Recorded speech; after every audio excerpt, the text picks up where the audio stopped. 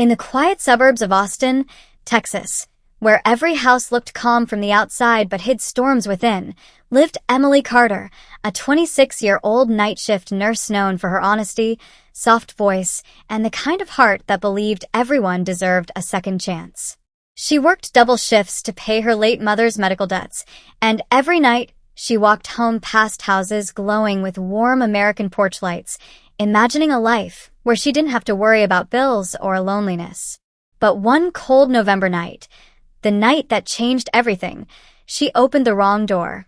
And from that moment, nothing in her life remained the same. Emily had been dating Daniel Hayes, a handsome, charming tech engineer from downtown Austin. He was polite, wealthy, and always perfectly put together. People said they looked like the perfect American couple, but Emily always felt something missing, like a shadow trailing behind Daniel's smile. He never let her visit his house. He always came to her apartment. He never stayed the night. He always made excuses. Still, Emily trusted him, until the night she followed him. It was a Friday, cold wind slicing through the silent neighborhoods. Emily finished her shift early and saw Daniel's car pass the hospital, even though he told her he would be away with friends. Her heart tightened. She took a cab and followed his car at a distance until he stopped at a giant, luxurious mansion in a gated community she had never seen before. The street was lined with million-dollar American homes, tall trees, and silent security cameras. Emily whispered to herself, "Why would he lie?"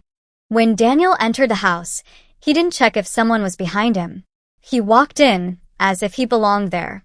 Emily approached the mansion slowly, her heart beating loud enough to echo. She reached the glowing white door and gently pushed it, assuming it was locked. But it opened. And that was the mistake. The house was dark except for a single chandelier above the living room. Everything looked expensive: white marble floors, glass staircase, golden frames on the walls.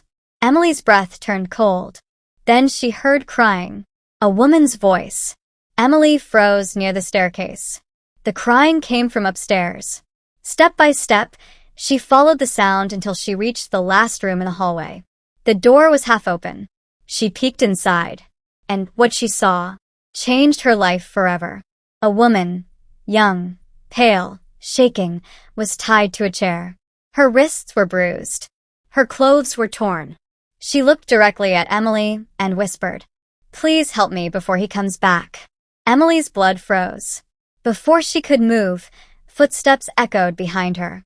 She turned slowly and saw Daniel standing at the end of the hallway, his face dark, eyes cold, nothing like the soft man she knew.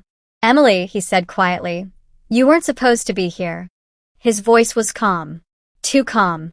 Emily felt her legs weaken. "Daniel, what is this? Why is she tied?" Daniel took a step toward her, hands in his pockets, as if nothing was wrong. "You opened the wrong door. If you had gone home like you always do, none of this would have happened." Emily grabbed her phone and tried to call 911, but Daniel snatched it from her hand with unbelievable speed. "You're in danger now," he whispered, "and I don't want to hurt you, but you're hurting her." Emily cried, pointing to the girl. Daniel sighed. "She's not what you think." The tied woman shook her head violently, tears streaming. Emily stepped back. "Daniel, you lied to me."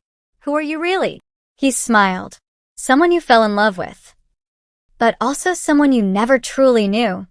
Daniel walked into the room, untied the woman slowly as she whimpered, then turned to Emily. "You want the truth?" he said. "Fine." He pointed to the woman. "She broke into my company's server, stole $6 million worth of confidential medical research. She planned to sell it overseas. I caught her." Emily blinked. "What? What research?" Daniel stepped closer to her. "The research I never told you about. The research that could have cured your mother." Emily's heart slammed against her ribs. "What are you talking about?" Daniel looked at her with something that wasn't anger, it was pain. "My company tested a treatment that could have saved her, but the board rejected it. They said it was too risky." Emily covered her mouth as tears filled her eyes. "Why didn't you tell me?" "Because you were already breaking inside," Daniel whispered. "I didn't want to give you hope." The tied woman suddenly shouted, He's lying. He's a monster. I never stole anything.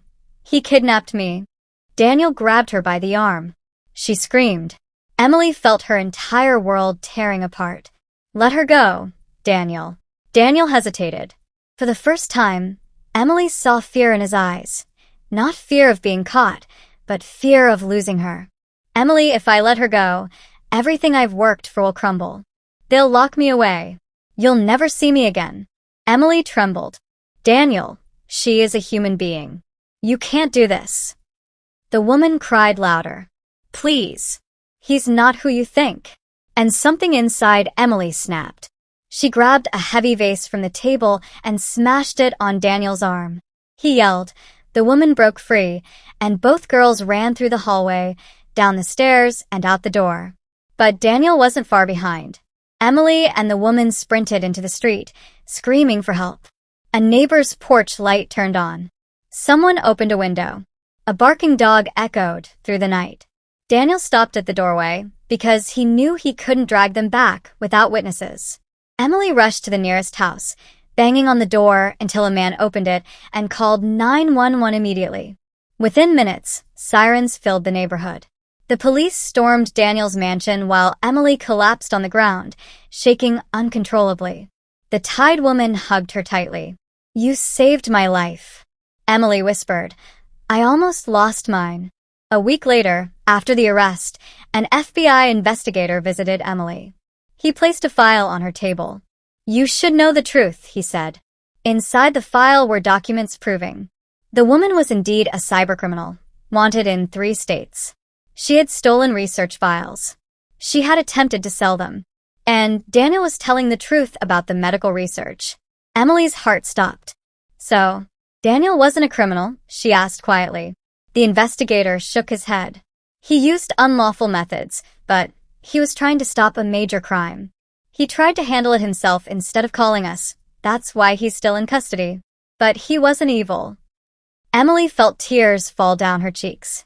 She realized she had destroyed the one person who was still fighting for her, even after her mother's death. Can I see him? She whispered. The investigator nodded. He asked for you. Emily visited Daniel in the detention center. He sat behind a glass window, hands cuffed, looking exhausted but relieved when he saw her. You're safe, he said softly.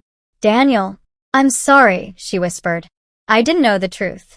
He smiled sadly. You weren't supposed to. I just wanted a normal life with you. Emily placed her palm on the glass. Daniel placed his over hers. I don't know what's going to happen to me, he said.